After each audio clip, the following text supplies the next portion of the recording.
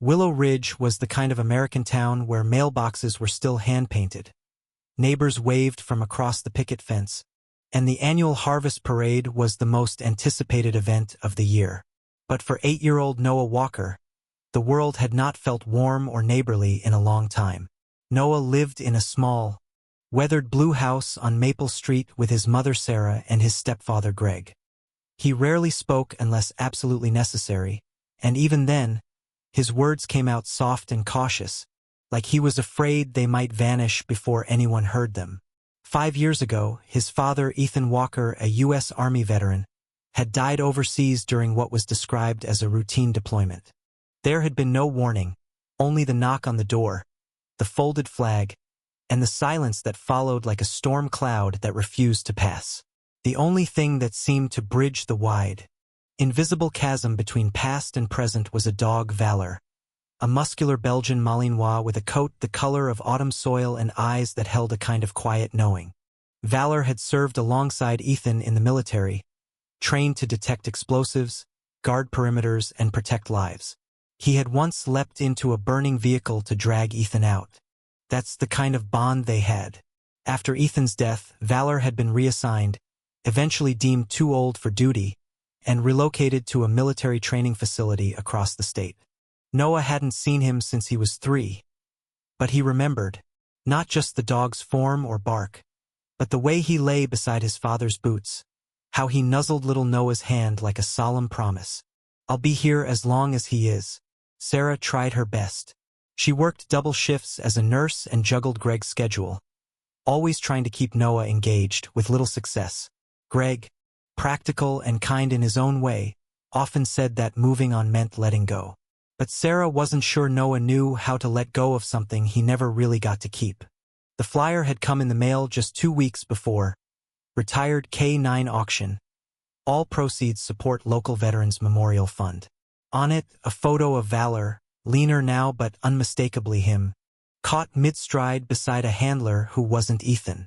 Sarah had read the flyer twice before showing it to Noah.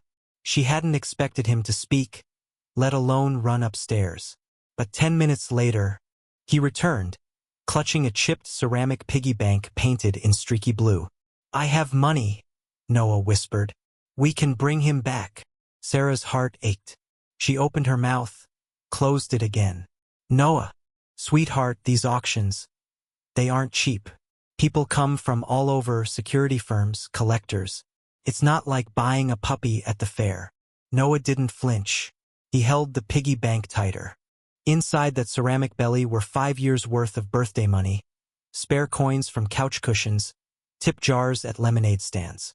It had taken him a lifetime in his 8-year-old sense of time. And for what? For this. For a moment he wasn't sure would ever come. The community center was already crowded when they arrived. Rows of folding chairs lined the polished wooden floor, and a raised platform served as a makeshift stage.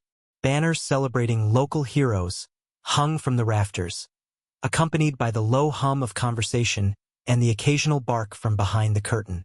Noah sat stiffly, piggy bank in his lap, staring straight ahead.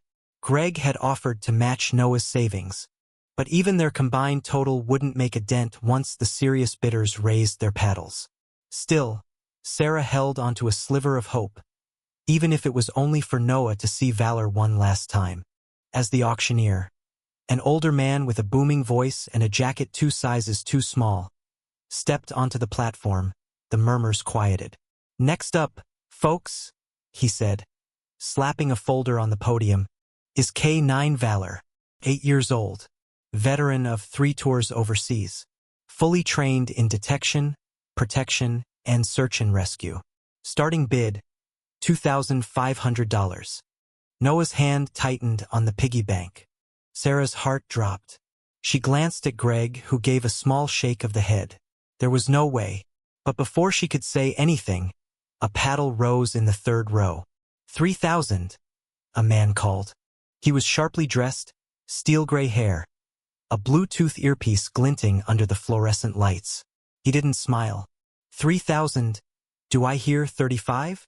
Another paddle, this time further back. Then another. The number climbed like steps Noah couldn't reach. 4,000. 5, 6, 7. Noah stood. The room didn't notice at first, too absorbed in the flow of competition. But when his voice came, small, fragile, cutting through the air like a paper boat in a storm, it turned heads. I have money. He stepped into the aisle, holding the piggy bank like a precious relic. I want to bid for him. Valor. He was my dad's. The auctioneer paused. The room did too. Sarah felt her throat tighten.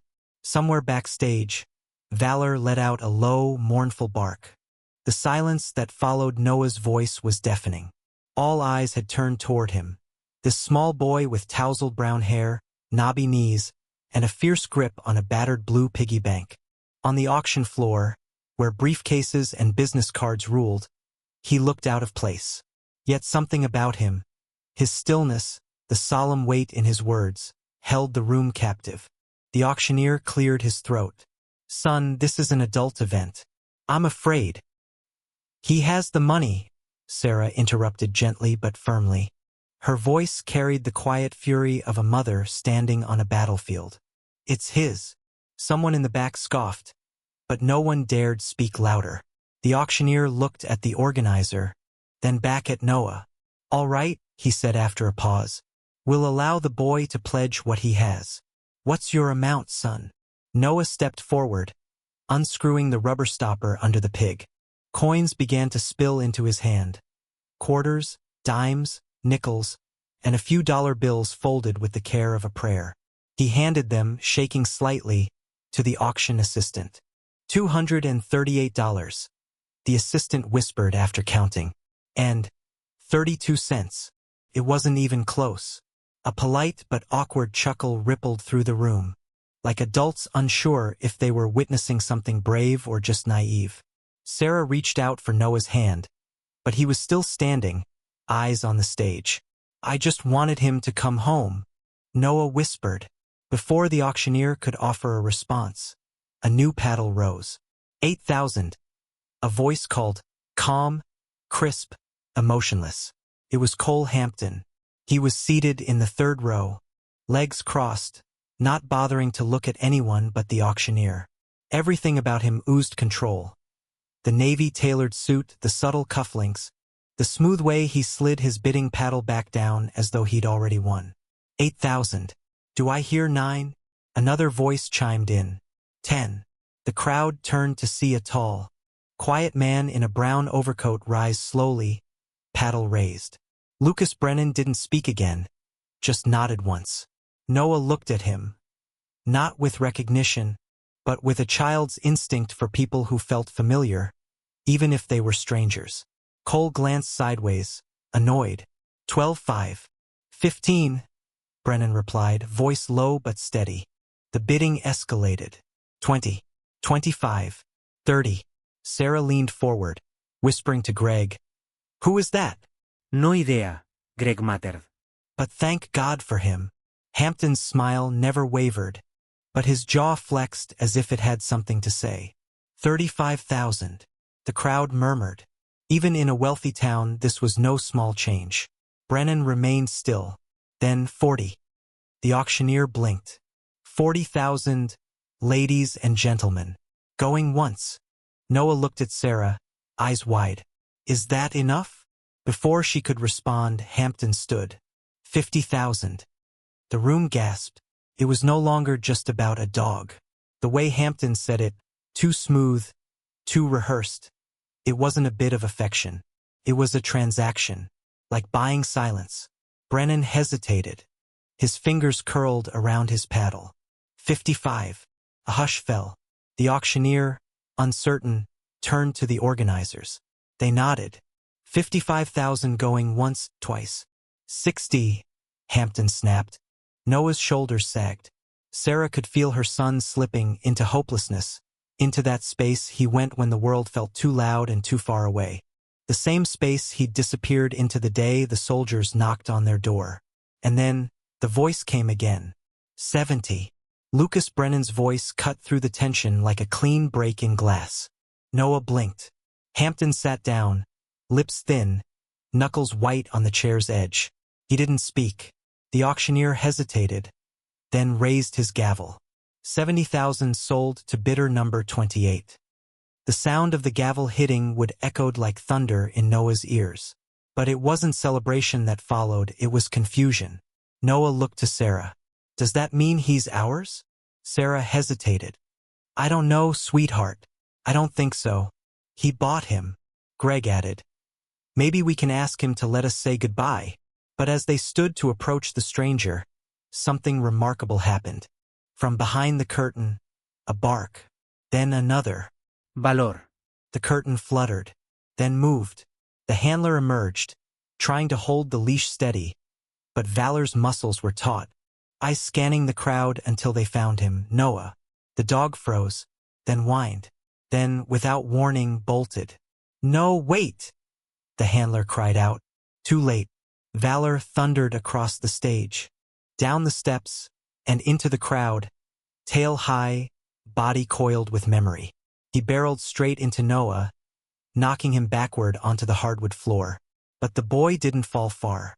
Valor pressed into him, head buried into the boy's chest, whimpering as if trying to explain all the years he hadn't been able to. Noah wrapped his arms around Valor's thick neck and didn't say a word. He didn't have to. The auctioneer stood in stunned silence. Cameras clicked. Someone sniffled. Lucas Brennan stepped forward, handing his paddle to the auction assistant without looking away from the boy and the dog. I'm not bidding anymore, he said softly. I was just making sure the right person got him. After the auction ended, the crowd thinned quickly, still murmuring about the boy, the dog, the mysterious man who outbid a corporate executive only to walk away. Noah and Valor were still curled together in the corner of the community center, as if neither believed the other was real yet. Sarah knelt beside them, hand gently resting on Valor's thick fur. The dog's breathing had slowed, steady and calm like waves on a quiet shore. Greg stood nearby, scanning the room for the man who had made all of it possible. He didn't have to look far. Lucas Brennan was leaning against the wall near the exit, arms crossed, eyes distant. His coat was too thin for the chilly night air, but he didn't seem to notice. When Greg approached him, Brennan straightened slowly, like someone easing out of decades of waiting. Why? Greg asked. No greeting. Just the question. Brennan looked past him at the boy and the dog. Because he didn't deserve to lose him twice. Sarah joined them, her expression cautious. Who are you? Brennan hesitated. Then he reached into his coat pocket and pulled out a worn leather ID wallet. Inside was a faded military photo, Ethan Walker and Brennan side by side in full combat gear, dusty and grinning under a foreign sun.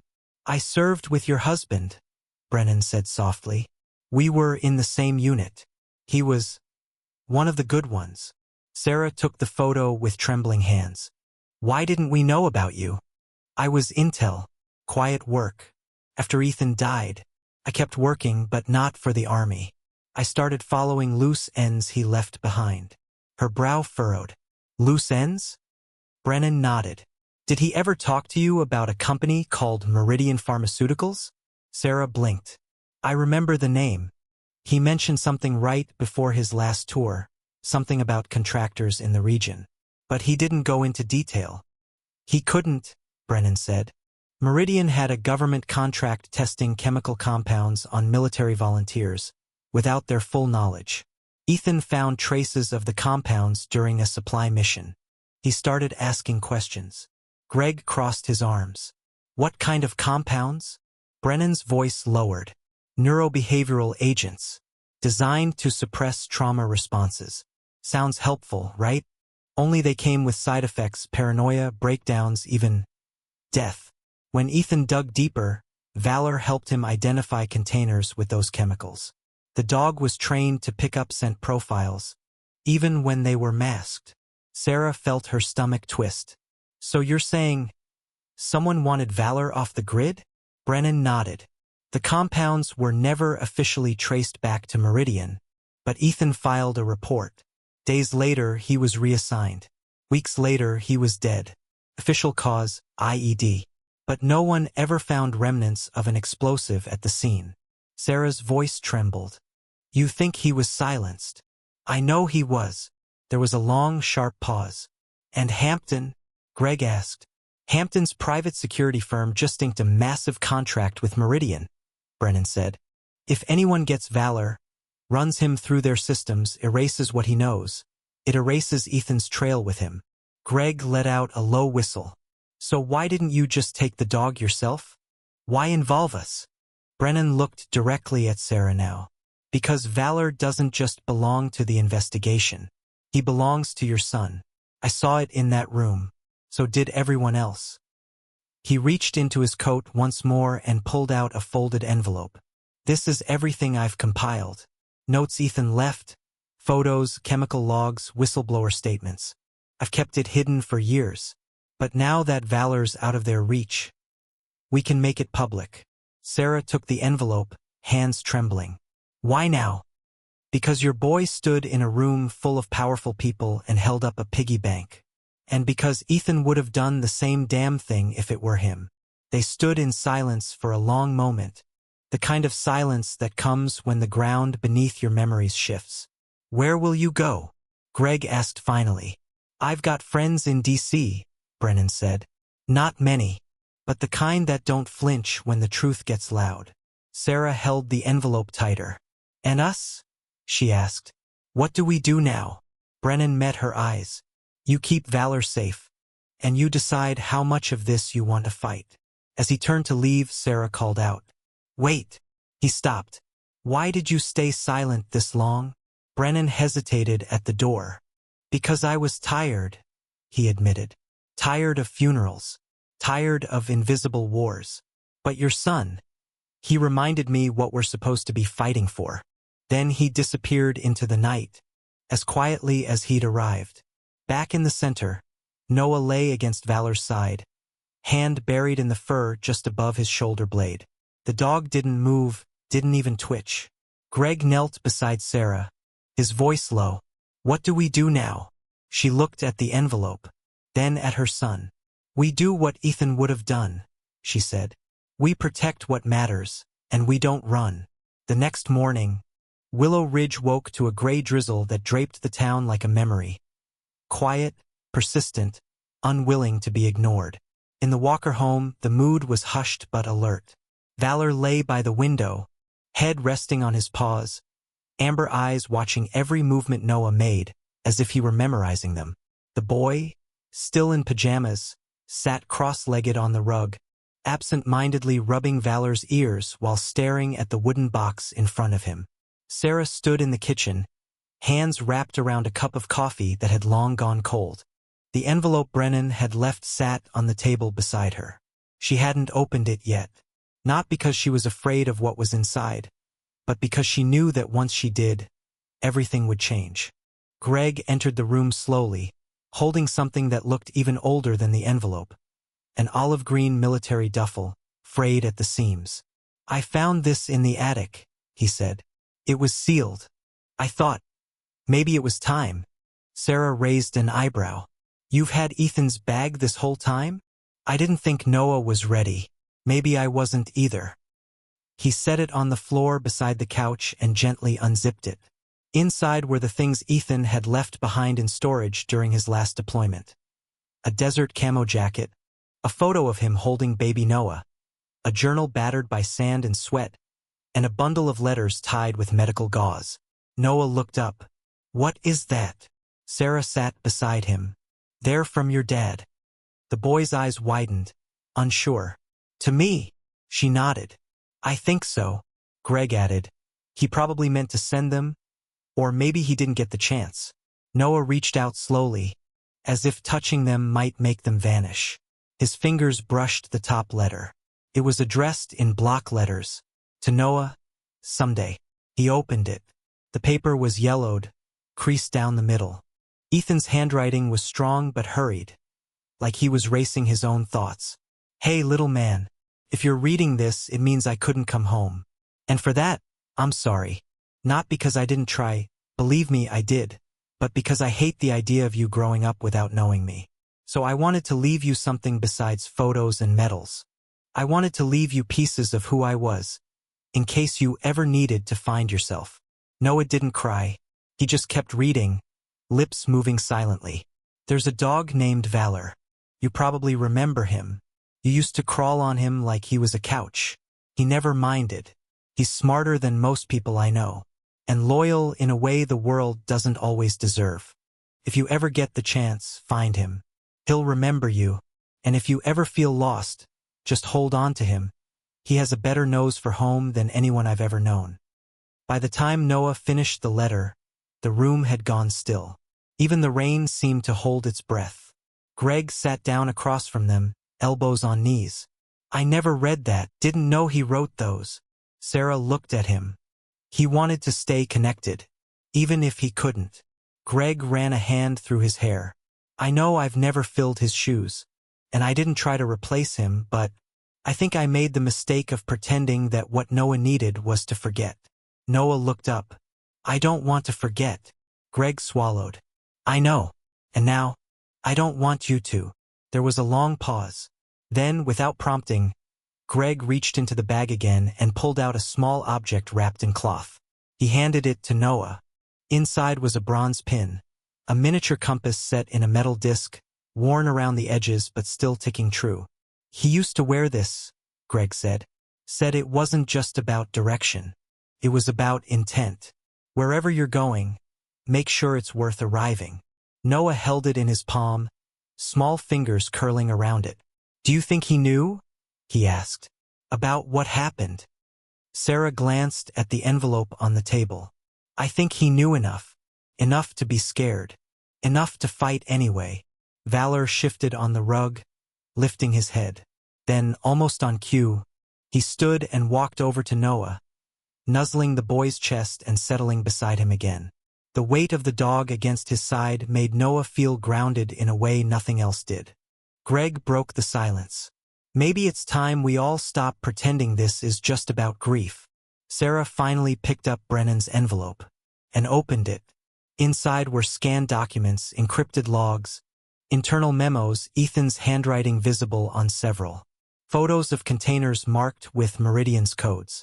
One photo showed Valor sniffing at a supply crate, tail rigid, Ethan standing beside him, pointing at something out of frame. There was also a statement from a former Meridian technician, Angela Whitmore, describing failed human trials, military denials, and suppressed reports. Greg stared at the evidence. If this is real. It is, Sarah said. And it's time we do something with it. Noah didn't say a word, but he didn't have to.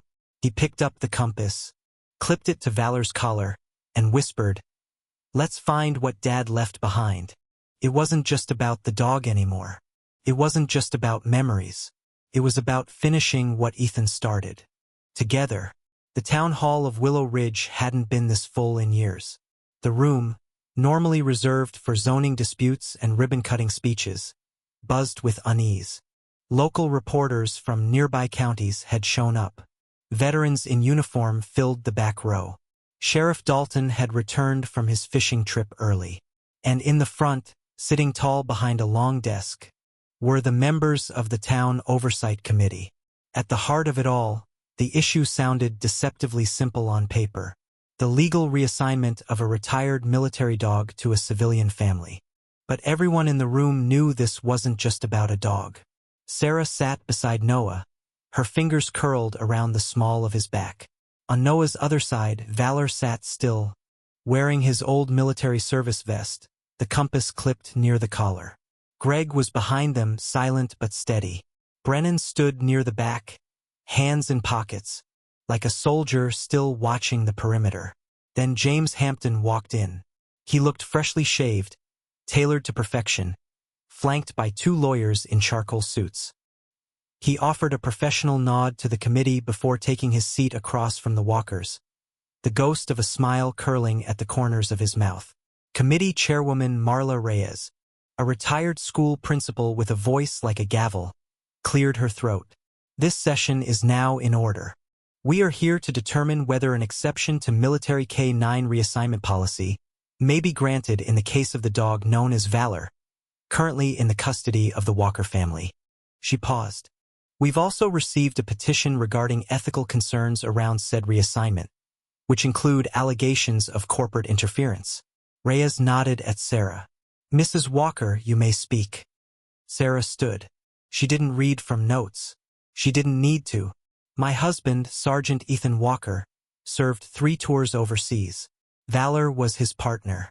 When Ethan died, valor was all that remained of him for our son. We believed he was gone, lost to reassignment or retirement, until we saw his name listed in a public auction. She took a breath. We came with what we had. My son. She looked down at Noah, who was now sitting upright, gaze unflinching. Brought 5 years of savings in a piggy bank. He didn't want a dog. He wanted his father's friend back. Someone near the back sniffled. Chairwoman Reyes nodded. Mr. Hampton, your response? Hampton stood slowly. His voice was smooth as always. My security firm placed the winning bid for valor. Not for sentiment, but because dogs with this level of training have value, commercial, operational, and scientific. This is not a pet. This is a tool, developed at great cost to the government. He turned to Sarah, as if delivering a polite correction. The boy's grief is unfortunate, but grief does not override policy. Noah shifted. His hand found Valor's neck. Chairwoman Reyes raised an eyebrow. Mr. Brennan? Lucas Brennan stepped forward, voice low but direct. Ethan Walker died while investigating illegal chemical testing on active-duty soldiers. Valor was the only witness, and the only being trained to detect the substance involved. He pulled out a folder, sliding it across the committee's table. Inside are internal documents from Meridian Pharmaceuticals, whistleblower statements, and photographic evidence of NRX-47 presence in government facilities. Some of these photos include Ethan and Valor. The committee flipped through the pages. One member paled. Hampton's lawyer stood. This is not a criminal hearing. These materials are speculative and improperly obtained. They're not speculative, Brennan said. They're verified. And Meridian is Hampton's client. Gasps from the crowd. Chairwoman Reyes adjusted her glasses. Mr. Hampton, do you deny your firm's contract with Meridian? I do not, Hampton replied, jaw tight. But this is a dog hearing, not a trial. Noah stood. He was so small, his voice so quiet, that at first only the committee heard him.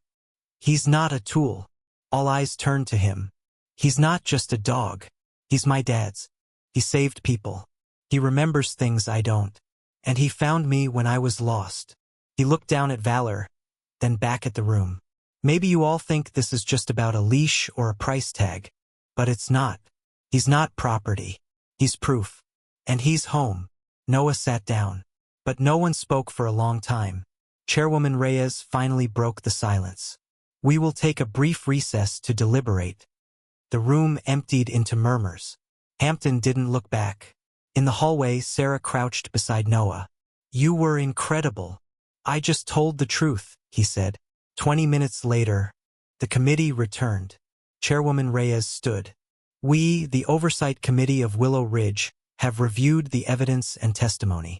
Given the extraordinary circumstances, we vote unanimously to grant permanent reassignment of K-9 Valor to the Walker family, effective immediately. Applause burst from the back. Veterans saluted. Cameras flashed. But Reyes wasn't finished. Furthermore, she added, we recommend Valor be formally recognized as a certified therapeutic support animal for veterans' families, and that the evidence presented today be forwarded to state authorities for further investigation. Hampton stood without a word. His lawyers gathered their briefcases. As they walked past, Valor let out a low growl. Not aggressive, just enough to be remembered. Hampton paused. Then he left. Back outside, under the first sun in days, Noah knelt beside Valor. Guess we're really going home. Valor wagged his tail once. Brennan approached, placing a hand on Sarah's shoulder. You did more than win a hearing. She nodded. We started something. He looked down at the boy. So did he. The morning after the hearing, Willow Ridge felt different. Not louder, not busier, just clearer. As if the town had quietly acknowledged what it had seen. The boy, the dog, the truth. and decided to hold its breath a little longer out of respect. Back at the Walker house, sunlight filtered through the kitchen windows like a warm memory. The smell of eggs and toast drifted through the air. For the first time in a long time, the house didn't feel like it was balancing on grief. Felt lived in, rooted. Noah sat at the table, swinging his legs, Valor's head resting across his lap like an anchor. He was still wearing the medal the veterans group had pinned on him after the hearing, a small bronze tag that simply read, "Courage has many forms." Sarah placed a plate in front of him and smiled. "You sure you don't want syrup?" Noah grinned. "Valor doesn't like syrup." "I asked you," she teased, but she was glowing, in that quiet way mothers do when something has started to knit itself back together. Greg entered the room, rubbing the back of his neck. He paused when he saw Noah. Then he walked over and held out a small box. Noah looked up. "What's that?" Greg hesitated. "It's from your dad. Kind of. I didn't know what to do with it before." Inside was a laminated card. Noah Walker, emergency contact. Sergeant Ethan Walker, deceased. And under it, a note, Ethan's handwriting. "If anything ever happens to me, make sure this goes to him when he's ready. Tell him being brave doesn't mean not being scared. It means choosing love anyway." Noah stared at the card, then at Greg. "I think you're part of that now," the boy said quietly. Greg blinked hard. "You sure?" Noah nodded. Valor sneezed softly, as if offering a stamp of approval. That afternoon, Sarah and Greg helped set up a space in the garage clean mats, a low couch, a framed photo of Ethan and Valor during deployment. A community counselor dropped off supplies for therapy sessions. Word had spread about Valor's certification. Other military families in nearby counties had already begun asking if their children could meet him. Noah was hesitant at first. "I don't know if he'll help them like he helped me," he said. Sarah crouched beside him. "I think helping them might help you, too." That night, Noah brought out his dad's letters again. He read them out loud this time, softly, in the living room, while Valor dozed at his feet. Greg sat across from him, listening, occasionally nodding, sometimes asking questions. And Sarah, curled up on the armchair, closed her eyes and listened as her son gave his father's words a second life. One letter talked about fear. "You'll hear people say, 'Be fearless.' But I think that's silly. Fear is what tells us something matters.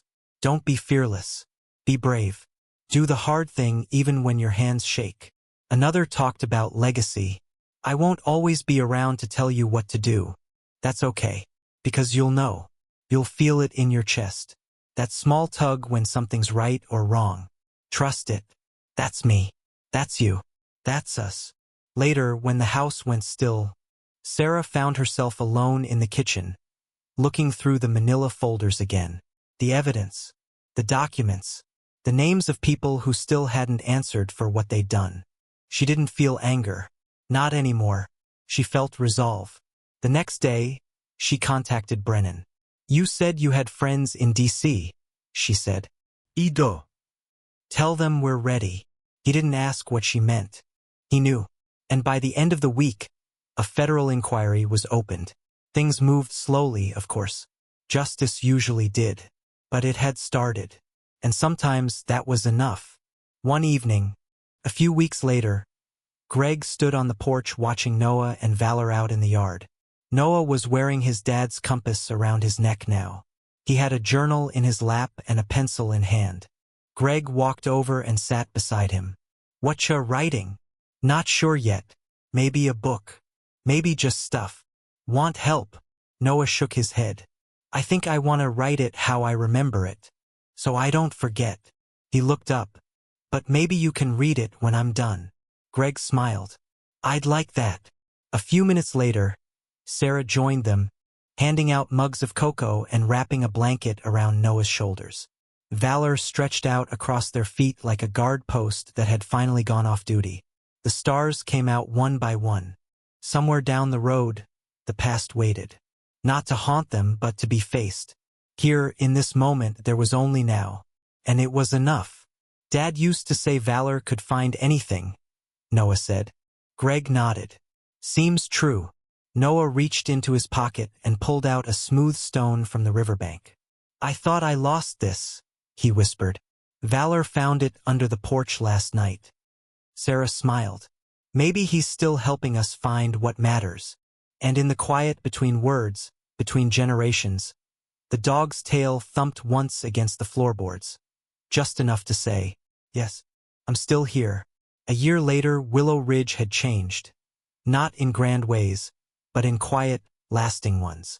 The old library had reopened with a new wing, partially funded by a grant for veteran and family support programs. A plaque near the entrance read, "In honor of Sergeant Ethan Walker and K-9 Valor, courage is remembering."